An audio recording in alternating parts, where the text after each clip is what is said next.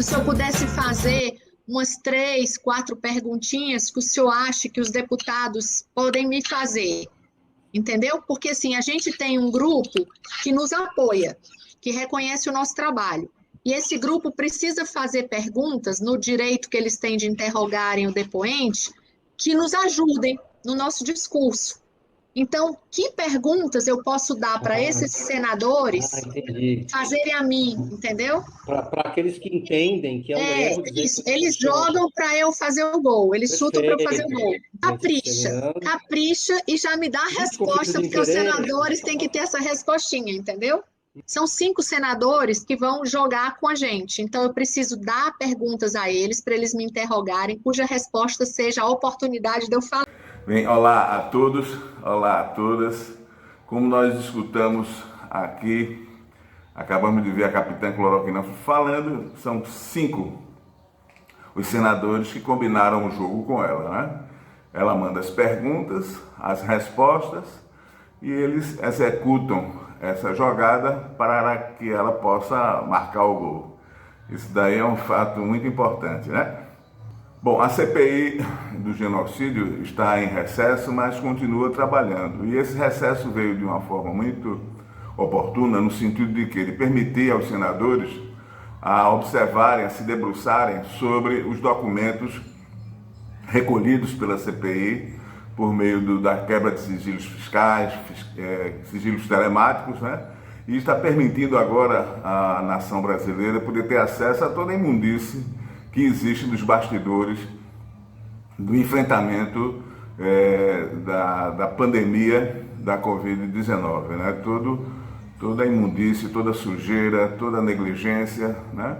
Que está escondida lá, e agora a CPI está podendo fazer esse trabalho, não só das auscultas que ela fez, mas também agora de poder compilar e arregimentar todos esses documentos quebrados, né? Todos esses sigilos fiscais, telemáticos quebrados, para poder agora ter a prova documental, uma vez que as provas testemunhais já foram amplas. Hoje é 24 de julho, né? Teremos mais povo na rua, e desde nossa primeira edição do programa voltada para a reflexão da questão da CPI, nós já havíamos dito que 2 estruturas básicas políticas em ação são fundamentais para poder derrubar o governo Bolsonaro. Uma é a execução da CPI. Nós dissemos isso no nosso programa 30, antes mesmo de a CPI começar os seus chamados. Ela havia sido instalada, mas ainda não havia iniciado os seus chamados. E no nosso programa 30, em abril, no final de abril, nós já apontávamos para isso. A CPI é muito importante, porque se ela for executada de uma forma correta, honesta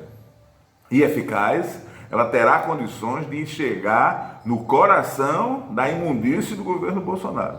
E a outra estrutura, justamente também nós falávamos, é justamente o povo na rua. Essa soma de política institucional, de ação institucional, de combate institucional, com o combate da soberania popular, essas duas forças juntas têm condições de desnudar a imundície do governo Bolsonaro e fazer com que ele caia o mais rápido possível. Eu queria aproveitar agora, desse momento do nosso programa, para chamar um depoimento do senador Randolph Rodrigues. Ele é um senador pelo Amapá, pelo Partido da Rede de Sustentabilidade. Ele foi a pessoa que teve a ideia e fez a articulação para que a CPI fosse instalada, né? Tá aí o ódio de governo do Bolsonaro e dos seus filhos zero chocolate, zero bananinha e zero outros, contra o Randolph Rodrigues, né?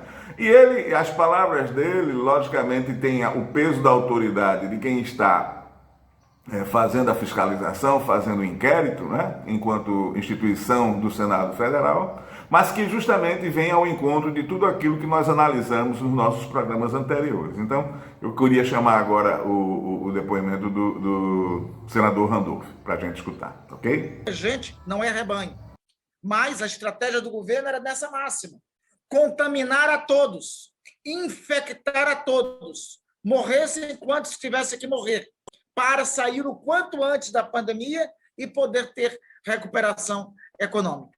Enfim, na primeira parte das investigações em curso na CPI, nós trabalhávamos somente com essas hipóteses, ou seja, com a consigna de que o presidente da República era criminoso, tinha orquestrado propositadamente um morticínio, como todos diziam, era genocida. Pois bem, até a primeira parte da CPI, nós trouxemos esta conclusão. Desde o depoimento dos irmãos Miranda na CPI até agora, nós temos, companheiros e companheiras, uma palavra de ordem a mais para definir Jair Bolsonaro. Ele é ladrão. Bolsonaro é ladrão. É ladrão de vacina. É ladrão de dinheiro do povo.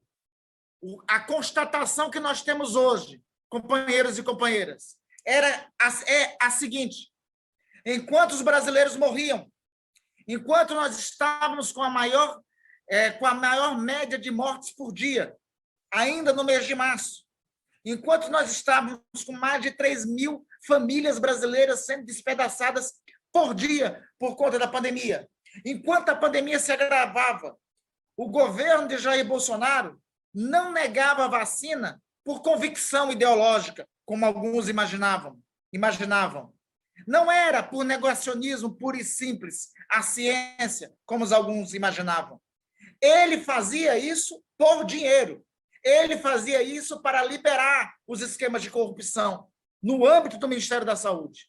O que a CPI já tem elementos para confirmar, para comprovar, é que o governo de Jair Bolsonaro transformou durante a pandemia o Ministério da Saúde em um enorme balcão de negócios. Na conclusão do nosso programa, dá para a gente entender um pouco melhor com essas duas colocações da capitã Cloroquina e do senador Randolph, o porquê também das ameaças contra a democracia brasileira, advindas de setores militares, advindas do Partido Militar. Inclusive essa última recente colocação do general Braga Neto, que é, digamos, o comandante de todo esse grupamento militar que está à frente do poder, né?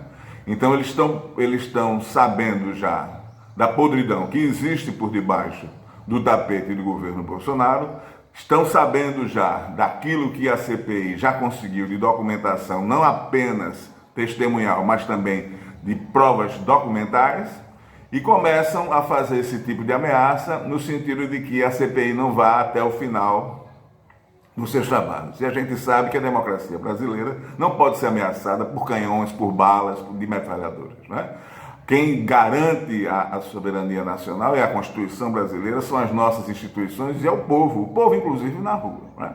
Então, para a gente entender o porquê dessas ameaças, essas ameaças vêm nesse sentido, no desnudamento da podridão do que significa a instalação de um golpe em 2016, aprofundado em 2018, retirando Lula da eleição em 2018 para eleger um engodo, né, que foi construído como o salvador da pátria, e nós nos deparamos agora com quase 600 mil famílias mortas por conta dessa sujeira denunciada agora, bem pouco no nosso programa, pelo o senador Randolph Rodrigues. Então, fica aqui a nossa contribuição para a nossa reflexão. Hoje é 24 de julho, que todo mundo vá para a rua, né, para acabar de desmascarar de vez esse governo e que a gente possa retomar o quanto antes os rumos da democracia que nos foi roubada em 2016. Eu queria agradecer a todos que participaram desse programa, né? A gente pede para quem quiser poder viralizar, inclusive dar o like aqui, né? Dar o ok, para que a gente possa, aos poucos, ir ampliando esse nosso espaço de reflexão em torno das questões que nos interessam, que significa o bem comum, o bem da nossa coletividade. Até a próxima, um povo na rua, fora Bolsonaro.